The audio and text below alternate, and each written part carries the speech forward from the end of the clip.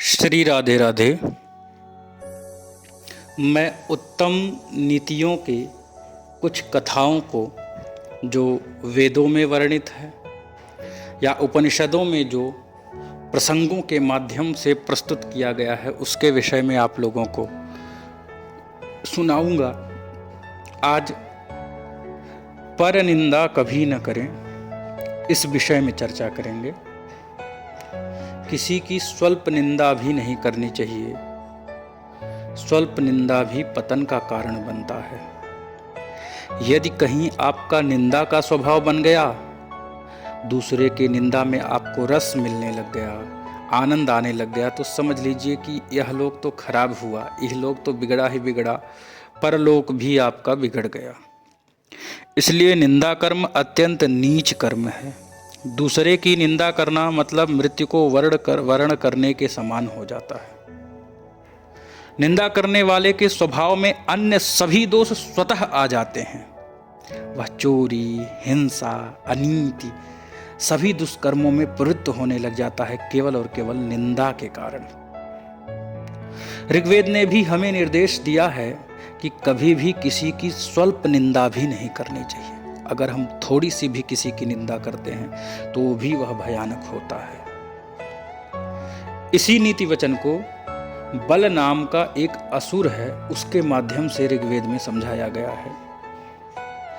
उन मंत्रों में बताया गया है कि प्राचीन काल में एक बल नाम का बहुत ही प्रतापी असुर था।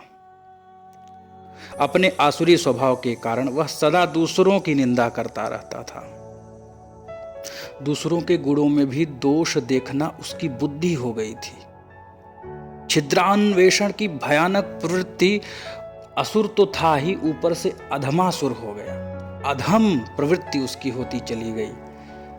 और यह सत्य है कि जो भी दूसरों की निंदा करता है वह असुर भी हो जाता है और अधम भी हो जाता है।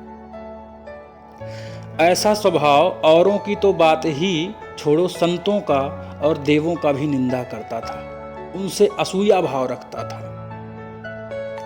यही हाल बलासुर का हो गया कि असूया दोष ने उसे चोरी आदि निंद कर्म में भी प्रवृत्त किया। देवताओं तथा दैवी संपदा से ईर्ष्या और डाह रखने वाला इंद्र आदि देवों तथा देवलोक की गो संपत्ति आदि वैभव को देखकर वह बड़ा ही दुखी रहता था। देवलोक की संपदा को प्राप्त कर वह देवों को नीचा दिखाना चाहता था। प्रत्यक्ष युद्ध की साहस तो उसमें कभी न हुई, क्योंकि निंदा स्वभाव वाले व्यक्ति में आत्मविश्वास की सदैव कमी रहती है। जो दूसरों की निंदा करते हैं उनमें कभी भी आत्मविश्वास नहीं हो सकता। हमेशा शंकाओं में रहते हैं, भयभीत रहते हैं। उसने देखा कि देवताओं की जो देव हैं उनकी मुख्य संपत्ति गऊ है।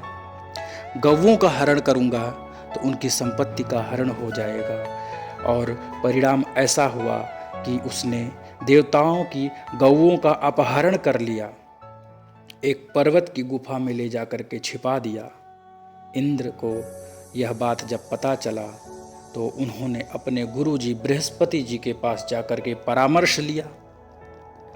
फिर वह देवसेना को लेकर के गए जहां पर गायें छिपाई गई थीं। उनके गुरुदेव के आदेश पर देवसेना ने समस्त गौओं को उस गुफा से बाहर निकाला।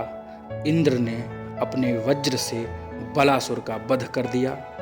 इस प्रकार निंदावाद में रत वह भयानक असुर शक्तिहीन हो गया था दूसरे की निंदा करने के कारण। इसलिए इंद्र का सामना भी न कर सका। जो भी दूसरे की निंदा करता है अपने स्वाभाविक शक्ति से वंचित हो जाता है। असूया तथा दोष बुद्धि ही मुख्य हेतु है दूसरों की निंदा का, असत कर्मों का। अतः कल्याणकामी बुद्धिमान व्यक्ति को किसी की निंदा कभी भी नहीं करनी चाहिए। अच्छे कर्मों में प्रवृत्त होकर असूया दोष को भगवान ने उद्वेग वचन कहा है, इसलिए असूया नहीं करना चाहिए। गीता में ऐसा लिखा हुआ है। और यदि आप किसी की निंदा नहीं करते हैं, झूठ नहीं बोलते हैं, तो इसको वाणी का जो संयम है इसको वांग्मय तप कहते हैं। एक प्रकार का तप है वांग्मय तप। वाणी में दोष ना हो, द्वेष ना हो, निंदा ना हो। और नीति मंजरीकार ने ऋग्वेद की इस नीति कथा का इस प्रकार उल्लेख किया है कि निंदावादरतो न स्यात् परेषां नैव तस्करः निंदावादाधिगो हर्ता शक्नेडाभिहिता बलः। कभी भी निंदा नहीं करना चाहिए, बल आदि तो हरण होता ही है, इहलोक और परलोक दोनों बिगड़ जाता है। निंदावादी होना परम ही दुखदायक है। किसी के बारे में कोई भी प्रकार की निंदा न करें, अपने आनंद में निमग्न रहें। राधे राधे। लाइक करें, सब्सक्राइब करें, शेयर करें।